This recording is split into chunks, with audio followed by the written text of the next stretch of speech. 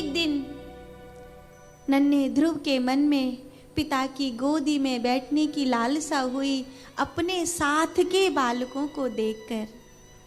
सुनुति ने बहुत समझाया, तू तो भगवान का बेटा है, बहुत प्यारे छोटे से नारायण भगवान का विग्रह है, देख यही तेरे पिता हैं, इनकी गोद में कैसे बैठेगा? नहीं, इन भावना से बैठते हैं, तो ऐसे ध्यान में बैठ, तो इनकी गोद में बैठ। नहीं नहीं, जैसे सब बालक पिता की गोद में बैठते हैं, ऐसे ही मुझे मेरे पिता की गोद में बैठना है। माँ तो माँ है, माँ भगवान ने बड़ी गजब की मूर्त बनाई है। माँ के दिल जैसा संसार में कहीं कुछ नहीं होता। ठीक है, जाओ, वहां तुम्हारी छोटी माँ होगी, उनको अवश्य प्रणाम करना। सुनुति भगवान से प्रार्थना करने बैठ गई, कुछ ऐसा मत होने देना जिससे मेरे पुत्र का हृदय टूट जाए। वो नन्हा सा बालक है, संसार को सहना उसे नहीं आता। कुछ ऐसा मत होने देना जो कभी उसकी आंखों के आंसू न सूख पाए। भगवान को मना रही है। इधर एकदा सुरुचे पुत्रम अंकमारोप्य लालयन् उत्तमं नारुरुख्यन्तं ध्रुवं राजाभिनन्दितः। ध्रुव जी पिता की गोद में बैठने के लिए उत्सुक, नाचते हुए झूमते हुए आगे आ रहे हैं। सुरुचि को प्रणाम किया, लेकिन सुरुचि ने उनके प्रणाम को स्वीकार नहीं किया।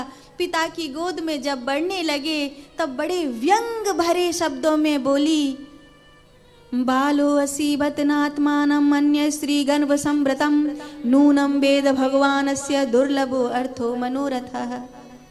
तू एक ऐसी स्त्री का पुत्र है जो इनको अपना पति नहीं मानती, भगवान को अपना पति मानती है, तो क्यों ना भगवान की गोद में जाकर बैठ। उसी की गोद में तो जाके बैठेगा जिसे तेरी माँ अपना पति मानती है। इतनी बुरी बात, ये तो सीधा सीधा माँ का अपमान है। लेकिन जब राजा उत्तानपाद कुछ नहीं बोले तो ध्रुव जी ने पिता की ओर देखते हुए कहा, नान्य दत्तम अभिस्सामि स्थानम बस्वकर्मणाः इच्छामि तदहम स्थानम यतन्ने प्राप पिता मम। सुरुचि कहती थी कि तेरी माँ ने तुझे सिखाकर ये राजगद्दी लेने के लिए भेजा होगा। अगर तेरी माँ भगवान को अपना पति मानती है तो भगवान से जाके राजगद्दी क्यों नहीं मांगता? यहाँ संसार के पिता से राजगद्दी मांगने के लिए क्यों चला आया है?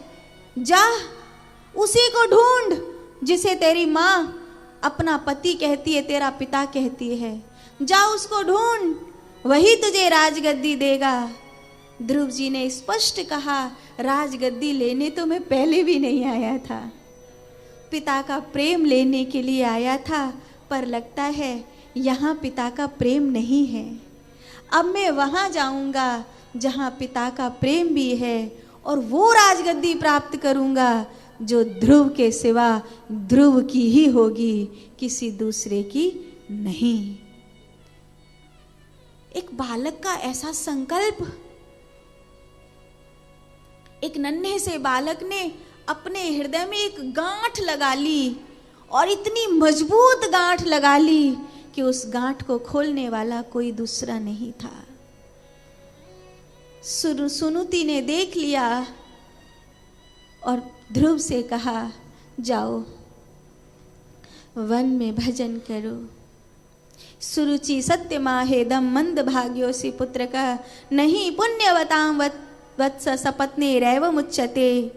अगर सचमुच तू भगवान का बेटा है तो मैं सुनुति तेरे मस्तक की सौगंध दिखाती हूँ, तुझे परम पिता की गोदी प्राप्त होगी, तुझे परमात्मा की गोदी प्राप्त होगी।